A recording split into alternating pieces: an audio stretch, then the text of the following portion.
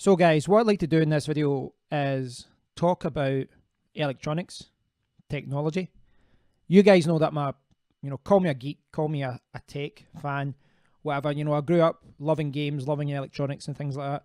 Still do, still read tech news and all that. But there's one thing that drives me wild, and it's something that really, I think, needs to be addressed.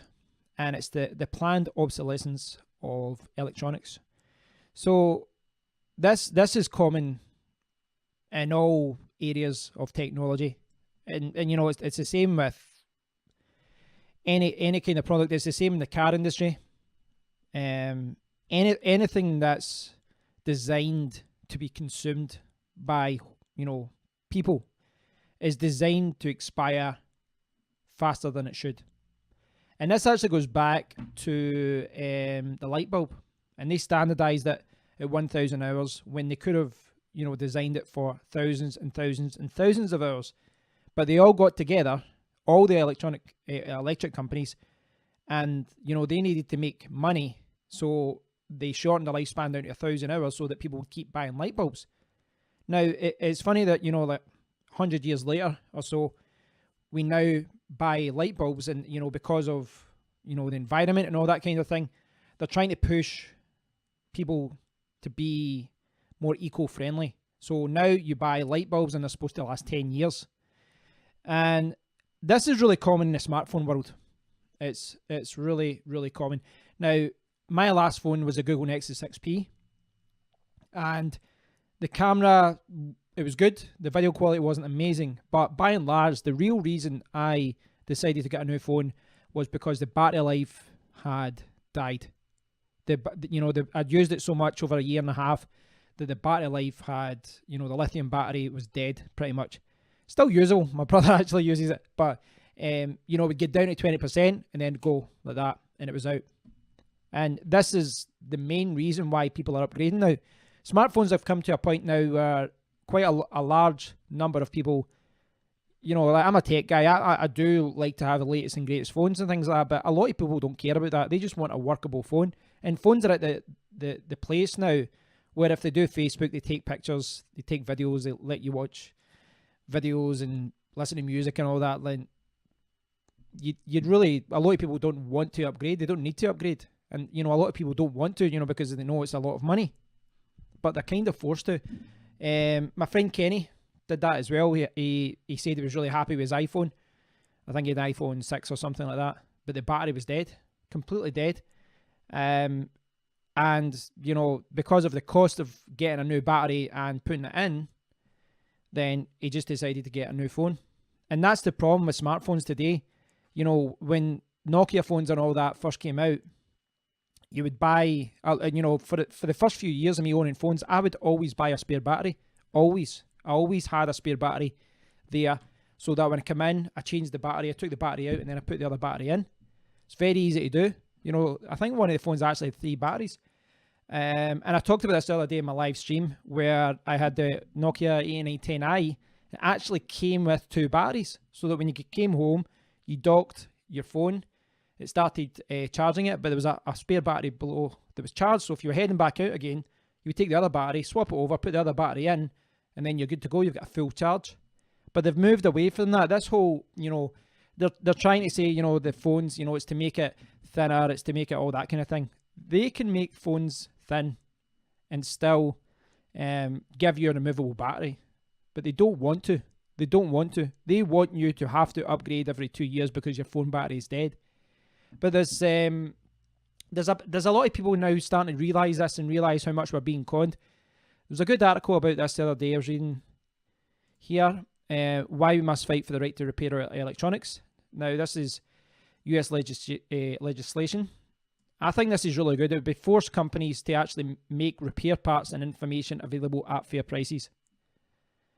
Estimated 100. Right. Well, basically, the whole article talks about why we've always been able to fix the electronics, and this is, it's become really bad recently, where the companies are forcing you to, they're making them expire much quicker. And again, I'm talking about smartphones here, but it's in the car world, washing machines, ovens, anything. They're designed to expire after a certain number of time. God, like who buys something like an oven or a washing machine and wants to replace it after 1 year or 2 years. And yet, when you go and buy it, you only get a warranty for 1 year or 2 years, because they know when it breaks down after a few years, they want to price it so that it's better for you to just go and buy a new one. And it's a big problem, I think. And when you look at the eco waste here, you know, they talk about electronic waste here and how it's a huge problem in the world.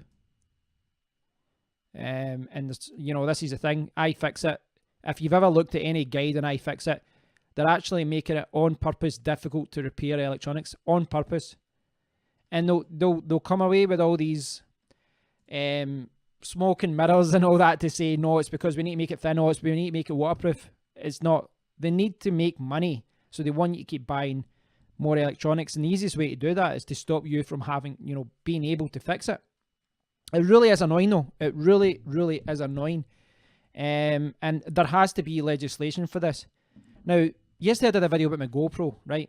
So this is the GoPro Hero 6, and it's the exact same as the GoPro Hero 5. Now, in the GoPro Hero 5, a lot of people were buying third-party batteries because the official GoPro batteries are ridiculously expensive. So what did GoPro do? Well, they did a software update with all these new features, and sneaked in there was a thing that as a setting that basically stopped all these third-party batteries from working. So now, it's the same in the 6 now. If you don't use an official battery, then it won't work. Now, you know, the battery companies are trying to get around this, and I believe there's some development in that. But it's the same, you know, it just shows you, though, companies want to squeeze as much money out of you, and they don't want other companies, you know, third-party batteries and all that. Those legally, those should be allowed, but they want to create a monopoly with their customers. And it's just moves like that that really annoy me. I got it with my old Lenovo laptop that I still use downstairs. You know, it's got the battery died, and the official Lenovo battery was like £120 for a laptop that's only worth £100 now, if you're lucky. But I bought a replacement battery. It was like 30 or so, and it actually gave me, it was like a 9-cell battery instead of a 6-cell battery, so it gave me much more life. But for a long time, Lenovo kept coming up warnings, you're not using an official battery and all this. It's very annoying. I've talked about before my action camera down there. I've still got it. I've still got that old action camera.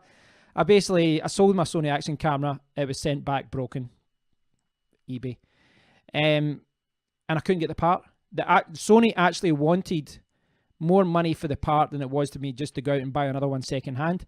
And I couldn't get another third-party part. And this is the main problem, you know, with electronics. Electronics today are designed to be used and thrown away. And it shouldn't be like that. It really shouldn't be like that. There should be more people fixing electronics, you know, more options to repair things. But you know, it's something as simple as a battery should be able to be replaced. Now, we're seeing this in laptops as well. And, you know, a laptop battery can die even in a year or so with, you know, regular use. And the fact that you'd have to replace an expensive laptop, MacBook Airs and all that, all the batteries are built in. You can't just replace it yourself, and that's madness. Now, even I've got a ZBook G3 sitting here that's powering all of this, and I can replace the battery in that, but they don't make it easy. You need to go in the back, you need to go, you need to go in, and then, you know, you need to unscrew quite a few things and all that. They haven't made it easy. It's not like in the past with Lenovo, you just pop it in and out.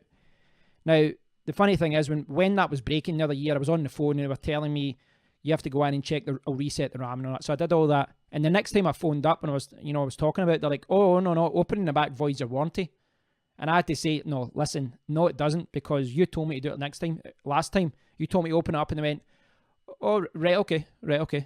And this is the thing. Companies are looking to not honour warranties, and they're not looking to help you in that regard because there's no money in support. They don't want to provide support for stuff you've already bought. When I phoned up about the Sony action camera, right? I bought the Sony action camera in an official Sony shop in Colombia. Sony only sold Sony, official Sony shop, and they told me yes, it came with a 3-year international warranty. Told me it was covered and all that. And yet, when I actually contacted Sony, they went, nah, we don't give support. You bought it abroad. I'm like, yeah, from a Sony shop? No, we don't do it. And I was like, this isn't like a market stall. This was in a huge shopping centre. The Sony shop was huge. It was an official Sony shop, and you're not ordering your warranty. And they didn't. And they just told me to go. And, you know, people talk about Apple and Google and Android fanboys and all that. If I had to be a fanboy with anything in my life, it would be Sony. I've bought lots of Sony. I've probably bought tens of thousands of pounds worth of Sony equipment in my life, and the support is terrible. And yet I've still bought, you know, I still buy Sony stuff from time to time because I'm a sucker for it. But the whole issue, guys, it's a real pain. But the problem is, as a consumer, you're kind of helpless, because everyone in the electronic industry, everyone in the smartphone industry, everyone in the car industry, they need you to keep buying. They need you to keep buying. They don't want you to fix things. This has to come from some sort of government kind of rule, some sort of thing like that pushes them to do the right thing. Now, I'm not a super environmental guy per se, but you know what I mean? I try. It's something I do think about a little bit, I guess. But the whole thing is, it just seems strange that, you know, our governments are all trying to work together to, you know, help the environment and do all these things. And then with the electronics thing, it's just complete waste. Like, everything's about buy it, throw it away, buy it, throw it away, buy it, throw it away. And that can't go on forever. Now, it's funny though, because despite the fact that the whole electronics industry is built, you know, for you not to fix things, it's built to create waste. The whole thing is built to create waste, right? Take the minerals out the ground, put them together, sell them, and then throw them away. But we're actually having to deal with this now. Like, where I live in Scotland, right? I've got 4 bins, right? And if I don't put the right things in the right bins, they don't take them away. So I need to put paper and cardboard in one box. I need to put bottles and plastics in another. I need to put garden waste in one, and then I need to put food in another one. And if you put something in the wrong bin, they don't take it away. Now, it is an absolute pain, but I do support it. But it just seems strange that on the one hand, you've got all this, you know, you're trying to do all this for the environment, doing all the, you know, with your waste, and then they've just decided, no, we need this for the economy. So this is a pet hate of mine. It really is, guys. I fully support this kind of push for the right to repair electronics. Now, you know, the US is still the largest largest country in the world. So I reckon if it became law in the USA, you would see a lot of tech companies designing their products differently. Maybe with it easier to repair, maybe with the replaceable batteries. And then that would flow into other countries around the world, because they wouldn't design different products for the USA from the rest of the world. If the USA is the biggest market, they would have to change their products to accommodate repairs and any legislation. So hopefully that's the kind of thing that's going to be supported. I hope this is something that goes forward.